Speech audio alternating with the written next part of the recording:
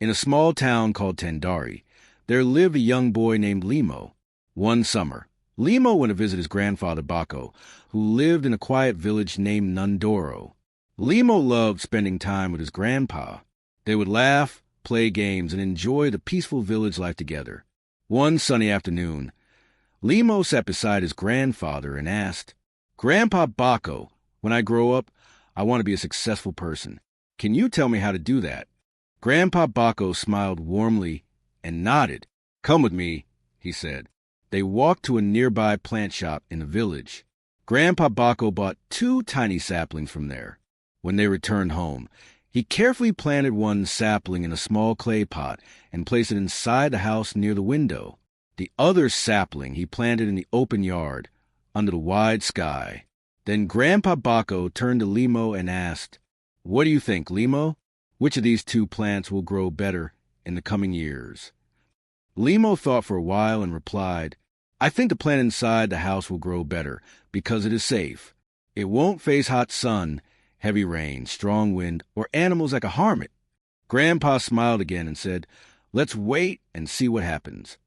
After that summer, Limo returned to his home in the town. Many seasons passed, and the years moved on.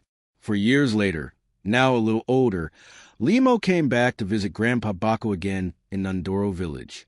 As soon as he arrived, Limo hugged his grandfather and said, "Grandpa, do you remember when I asked you how to become successful? You didn't give me an answer back then, but now you have to tell me." Grandpa Baco chuckled and said, "Of course, I remember. But before I answer, let's go look at something together." He led Limo to the place inside the house where they had planted the first sapling in the pot. That plant had grown taller over the years, but it was still just a plant, neat and healthy, yet not very big. Then Grandpa Baco took Limo outside to the spot in the yard where the second sapling had been planted. Limo's eyes widened when he saw what had become of it. That small sapling had turned into a strong and tall tree. Its branches stretched out wide, and its leaves offered shade to anyone passing by. Grandpa Baco looked at Limo and asked, "Now, tell me, my boy, which plant grew more? Which one became stronger?" Limo pointed at the tree outside and said, "That one, Grandpa, the one we planted outdoors." Limo stood quietly, staring at the tall tree. Then he looked at his grandfather with confusion and asked, "But Grandpa, how did this happen? That plant outside faced so many hard things, sun, rain, storms, animals, yet it still grew so big and strong." Grandpa Baco nodded and said, "Yes, it's true. The plant outside had to face many problems, but those problems helped it grow. The strong winds and heavy rains forced its roots to dig deeper into the ground, and because of that it became firm and steady. Now, even a big storm can't shake it." He pointed to the plant inside the house and continued, "But look at the one we kept inside. It didn't have to deal with any problems. It stayed safe, but also stayed small. Its roots didn't grow deep, and it's still weak." Then Grandpa Baco gently placed a hand on Limo's shoulder and said, "My dear boy, remember this. You cannot grow strong without going through hard times. If you always choose the easy way, you may feel safe, but you won't grow. But if you are ready to face troubles and learn from them, no dream is too big for you." Limo took a deep breath and looked up at the big tree again. His grandfather's words echoed in his heart.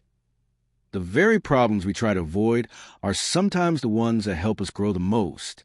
In our lives, too, we face tough times, challenges that feel heavy and unfair. Sometimes we feel like giving up. But just like that plant outside, if we stay strong and keep going, we can grow into something much greater than we ever imagined.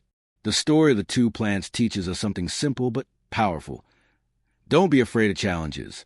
Don't run away from difficulties. Face them. Learn from them. Grow through them. The plant outside had to deal with harsh weather, but it also had the freedom to stretch its roots and reach for the sky. That freedom, that struggle, made it powerful. The plant inside the house was protected, but it stayed small and fragile because it never had a reason to grow strong. So what can we learn from this? The more we push through hard times, the more paths open for us. Struggles make us wiser. Challenges make us tougher. And failure? It teaches us how to rise. Of course, it's not always easy. There will be times when you feel like stopping. But don't quit. Every problem is a chance to grow. Every difficulty is a chance to rise higher. So next time life throws something hard at you, don't back away. Walk through it, learn from it, and always remember, the struggles you face today are shaping the strong, successful person you will become tomorrow. In a peaceful village called Darimba, there lived a kind and wealthy man named Mandu. He had a big heart and strongly believed in the power of karma, that whatever you do, good or bad, will come back to you one day. Many villagers came to Mandu asking for money, and he never turned anyone away. But he had one unusual rule. Before giving a loan, he would ask, "When will you return this money? During this life or in the next one?" Honest people would always promise to repay the money while they were still alive. But dishonest ones would laugh, thinking it was a joke. Believing they were smarter than Mandu, they would say, "I'll return it in my next life." They thought they had fooled him. Word spread across the Rimba about this strange condition. Some found it funny, others thought it was wise. One day, a thief named Rocco heard the story. He had no real need for money. What he wanted was to figure out where Mandu kept his money, so he could rob him later. Rocco went to Mandu and asked for a loan. When Mandu asked his usual question, "This life or the next?" Rocco smiled and said, "The next life, of course." Mandu's helper wrote it down in the big register. Then they opened the safe and gave the money to Rocco. As he took the money, Rocco carefully watched the location of the safe. He left the house, feeling proud of his cleverness. That night, Rocco sneaked back to Mandu's house with the intention of stealing the money. But as he approached, he noticed that the lights in the house were still on. Mandu was awake, and Rocco knew he couldn't act now. Instead, he hid quietly in the buffalo barn nearby, waiting for Mandu to fall asleep. As Rocco sat there in the darkness, he suddenly heard some sounds. He listened closely and realized that two buffaloes were talking to each other. To his surprise, Rocco could understand them. One buffalo asked the other, "You're new here, aren't you?" The other buffalo replied, "Yes, I just arrived. How long have you been here?" The first buffalo sighed and said, "I've been here for 3 years now." The second buffalo asked, "Why are you here?" The first buffalo looked sad and said, "In my past life, I borrowed money from Mandu. I promised to pay him back in my next life. But after I died, I was reborn as a buffalo, and now I must repay my debt. Every day, I give milk to pay off what I owe him." Rocco couldn't believe his ears. He stared at the buffalo in front of him, realizing something important. He thought about what the buffalo had said and understood that no one could escape their karma. Whether in this life or the next, karma always made sure everything was repaid. The next morning, Rocco woke up with a heavy heart. The words of the buffalo still echoed in his mind. He felt a deep fear and regret for his actions. He hurried back to Mandu's house, where the rich man was sitting peacefully, as always. Rocco approached him with the money in his hand and said, "Mandu, I've come to return a loan." Mandu smiled gently and accepted the money. Rocco continued, "Please remove my name from your register. I don't want to be part of it anymore." Rocco's heart was filled with shame. He had thought he could escape the consequences of his actions, but the truth was clear to him now. Karma never forgets. Whether you believe it or not, your actions will always catch up with you, sooner or later.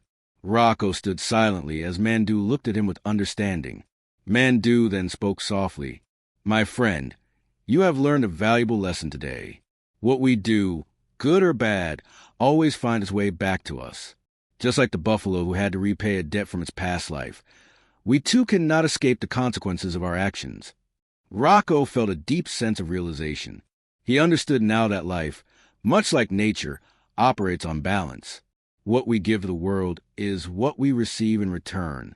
If we spread kindness, honesty, and fairness, we will find peace and happiness coming our way. But if we deceive, cheat, or harm others, we bring trouble and suffering upon ourselves. Mandu continued, "Think of the rose.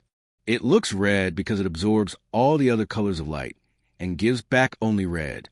In the same way, Life reflects what we give to it. If we sow goodness, life will return goodness. But if we sow lies and harm, life will return hardship. Rocco nodded slowly, the weight of the lesson sinking in.